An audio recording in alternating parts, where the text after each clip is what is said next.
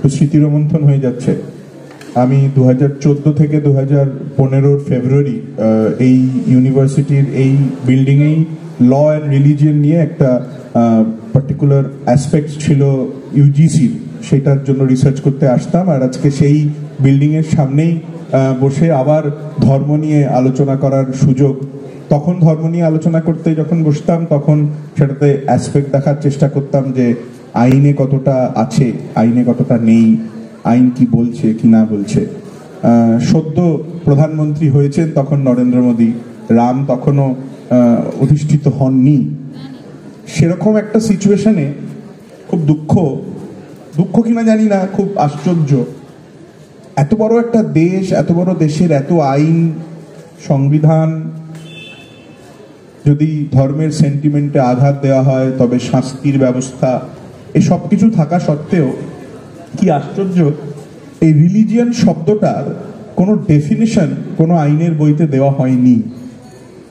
আর যদি জিজ্ঞেস করেন কেন দেওয়া হয়নি, তাহলে তার সোজা উত্তরটা হচ্ছে 340 জন কনস্টিটিউয়েন্ট অ্যাসেম্বলির লোকেরা যখন বসে সংবিধান লিখছিল, তারা কোনো কারণে ভেবে নিয়েছিল যে ভারতবর্ষের মানুষ এতটা শিক্ষিত, এতটা বুদ্ধিমান যে ধর্ম কি সেটা তাদের আলাদা করে লিখে বলে বোঝাতে হবে না। কিন্তু 2024-এ দাঁড়িয়ে মনে হচ্ছে সেই 340 জন লোকের সেই দূরদৃষ্টিতা বোধহয় একটু কম পড়েছিল বলেই আজকে ধর্ম কি সেটা জানবার জন্য আমাদের বিভিন্ন জায়গায় আলোচনা সভা করতে হচ্ছে, আমরা বাধ্য হচ্ছি। 2024 এটা আমরা জানি না ইউনিভার্সিটি থেকে ডিপার্টমেন্টের প্রত্যেকটা লোক পাশ করার পরে কোথায় চাকরি করবে, আমরা জানি না তারা পরবর্তীকালে কোথায় পড়াশোনা করতে যাবে, আমাদের আইডিয়া নেই যে কার কি প্যাকেজ হবে। কিন্তু আলোচনা করতে বাধ্য যে কতজন ধর্মের গুরু আছেন, কে কোথায় যাবেন, কে নিমন্ত্রণ প্রত্যাখ্যান করলেন, কে নিমন্ত্রণ অ্যাকসেপ্ট করে নিলেন। আর এই সব কিছুকে ক্লাব করে আমাদের একটা গুরু দায়িত্ব থেকে আমরা বঞ্চিত হয়ে যাচ্ছি, সেটা হচ্ছে ফোর্থ পিলার। তাই আজকের এই আলোচনা সভার যদি আমি সারমর্ম ধরি, মানে যদি দুটো পয়েন্ট, দুটো ওয়ার্ড আমায় চুজ করতে হয়, তাহলে ওয়ার্ড হচ্ছে রিলিজিয়ন, ধর্ম, আর জার্নালিজম মানে সাংবাদিকতা। আজকে 31শে জানুয়ারি, ঠিক দুদিন আগে 29 জানুয়ারিটা যদি আমাদের মাথায় থাকে, তাহলে 29 জানুয়ারি আজ থেকে 244 বছর আগে প্রথম বেঙ্গল গ্যাজেট কিন্তু পাবলিশড হয়। এই জার্নালিজমের যে যাত্রা, সেই যাত্রাটা কিন্তু পশ্চিমবঙ্গ বা তৎকালীন বাংলা, বঙ্গ সমাজ, বাঙালি সমাজ তারা কিন্তু দেখাতে পেরেছিল। আর সেই পার্টিকুলার বাংলায় বসে আমরা অনেক নিউজ চ্যানেল দেখেছি, যে নিউজ চ্যানেলে সেই নিউজ চ্যানেলে সারা দিন ধরে পার্টিকুলার একটা রিলিজিয়নকে দেখিয়ে আসা হয়েছে। তাতে আচ্ছা, তার আগে একটা ডিসক্লেমার দিয়ে রাখা দরকার, আমি কিন্তু ধর্মে হিন্দু কায়স্থ, আর আমার কিন্তু কোনো বাদ বিচার নেই, আমার কিন্তু কোনো রিজার্ভ ক্যাটাগরিও নেই, আমার কোনো আনরিজার্ভ ক্যাটাগরিও নেই। আমি মনে করি যে আমি অ্যাবসলিউটলি নিজের ধর্মকে ভালোবেসে অন্যের ধর্মের বিরিয়ানি খেতে যেতে কিন্তু আমার কোনো দ্বিধাবোধ হয় না। আর তাতে অনেকের অভিযোগ থাকতে পারে, অভিযোগ নাও থাকতে পারে, এটা বলে নেওয়া দরকার। তারপর হঠাৎ বেরিয়ে যাওয়ার পরে শুনবো আমি হয়তো পার্টিকুলার কোনো ধর্মের বিরোধিতা করেছি। আমি মানে এখনো যদি আপনি আমার পকেটে দেখেন, আমার পকেটে হয়তো একটা ভগবানের ছবি পাওয়া যাবে, কিন্তু সেই ভগবানের ছবি আছে মানে এই নয় যে আমি যখন কালীঘাট গির্জার পাশ দিয়ে যাই তখন মাথা নিচু করে প্রণাম করি না। তো একটা পার্টিকুলার নিউজ চ্যানেল দেখছি যে কনস্ট্যান্ট একটা ন্যারেটিভ সেট করার চেষ্টা করা হচ্ছে। দেবাংশু একটা অর্ণব সংক্রান্ত একটা খুব ভালো কথা বললো, আর সেটাকে একটু মডিফাই করে আমাদের মনে হয়, আমরা সবাই জানি তো before Christ before and after Christ. তো আমার মনে হয় এই সাংবাদিকরা আপনারা মিলে আপনারা একটা before Arnab and after Arnab একটা ডেট ঠিক করুন। তাহলে কি হবে, ভারতের সাংবাদিকতাটা একটা মানচিত্রের মধ্যে চলে আসবে, যে আমরা এক্স্যাক্টলি কি করতে চাইছি আর কি করতে চেয়েও সেটা থেকে বিরত থাকছি। খুব আশ্চর্য না হলেও আরেকটা কথা এবারে বলতেই হবে, 29শে জানুয়ারি ভারতবর্ষে বা মানে এশিয়ায় জার্নালিজমের শুরু দ্য বেঙ্গল গ্যাজেট দিয়ে।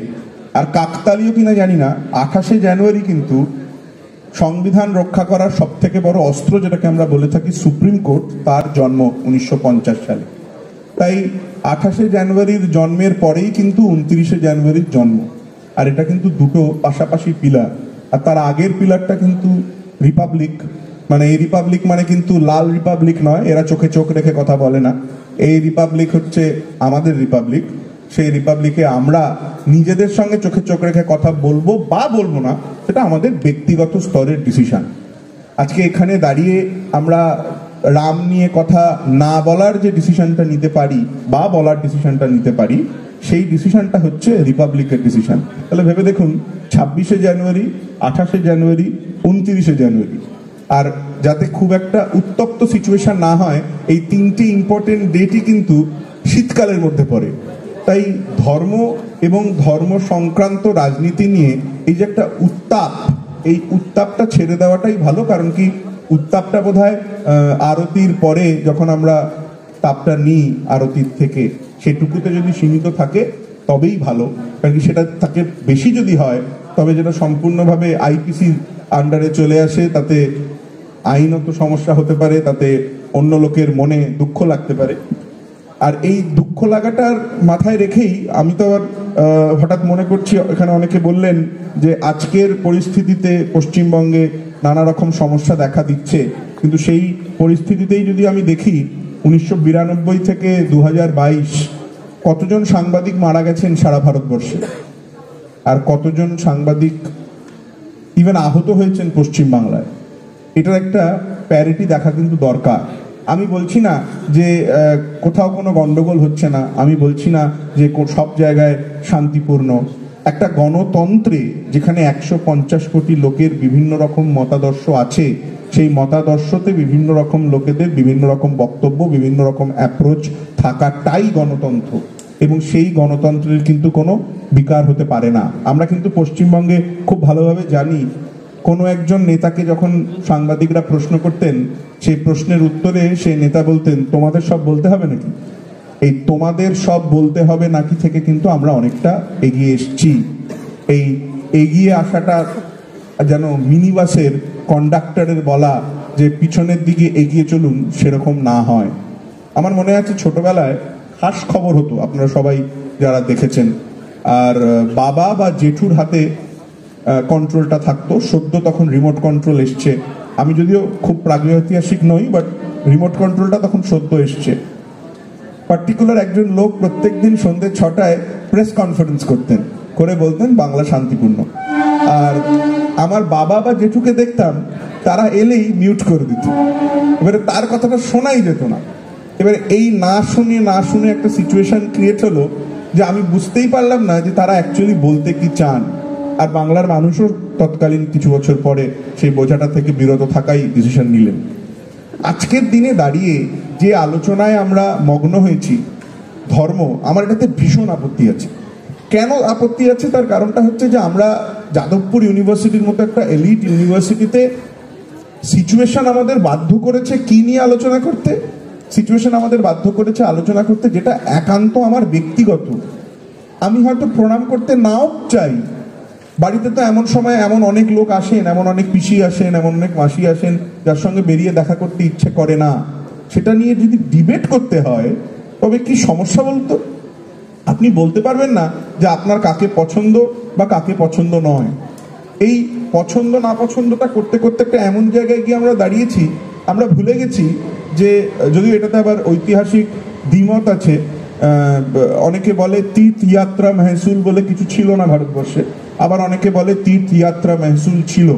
এই তীর্থযাত্রা মেহসুল বলা হতো যে আকবর যখন সিংহাসনে আসীন হন তখন উনি জানতে পারেন যে হিন্দু যারা ধর্মীয় যারা লোক আছেন তারা যখন তীর্থ করতে যান তাদের একটা ট্যাক্স দিতে হয়, আর সেই ট্যাক্সটা আকবর তুলে দেন, যে কারণে তার নামে তাকে আকবর দ্য গ্রেট হওয়ার ওয়ান অফ দি রিজনস এটা বলা হয়, যদিও এতে ঐতিহাসিক দ্বিমত আছে। আর এই ঐতিহাসিক দ্বিমতটা বন্ধ হয়ে গেছে 1562-তে। আজকে 2024, এখনো কিন্তু আমরা তীর্থযাত্রা মেহসুলেই দাঁড়িয়ে আছি। হয়তো মেহসুলের নামটা পাল্টে গেছে, হয়তো অ্যাকসেন্টটা পাল্টে গেছে, অ্যাপ্রোচেবলটা পাল্টে গেছে, কিন্তু সিচুয়েশনটা একই রয়ে গেছে। কারণ কি আমরা আজও এই ডিসকাশনের মধ্যে। আর ব্যবসা নিয়ে কথা বলছেন তো, আমি জানি রেকর্ড হচ্ছে, রেকর্ড হলে আবার আমাকে ইডি যেন না ধরে, কেস দেবেন না প্লিজ, সেই জন্যও বলছি।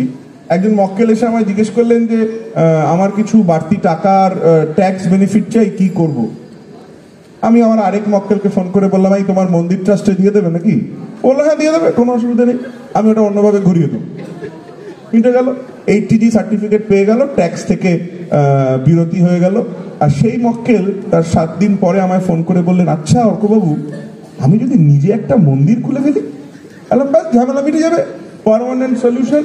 একটা নিজস্ব মন্দির থাকবে, নিজস্ব মন্দিরে নিজস্ব ট্রাস্ট থাকবে, তুমি কত টাকার সোনাদানা, কত টাকার ক্যাশ প্রত্যেক দিন পাচ্ছ সেটা কেউ প্রশ্নও করবে না, তার কোনো উত্তরও কেউ দিতে পারবে না। আর যদি প্রশ্ন করে তাহলে একবার মুচকি হেসো, তাহলেই যথেষ্ট, কারণ কি তারপরের প্রশ্নটা আর ইনকাম ট্যাক্স ডিপার্টমেন্ট করতে পারবে না। এরকম একটা সিনারিওতে আমরা দাঁড়িয়ে আছি যেখানে ধর্ম ব্যবসাটা কিন্তু প্রফিটেবল। আপনারা দেখছেন আওয়াজ, রোজকারের হক কথা।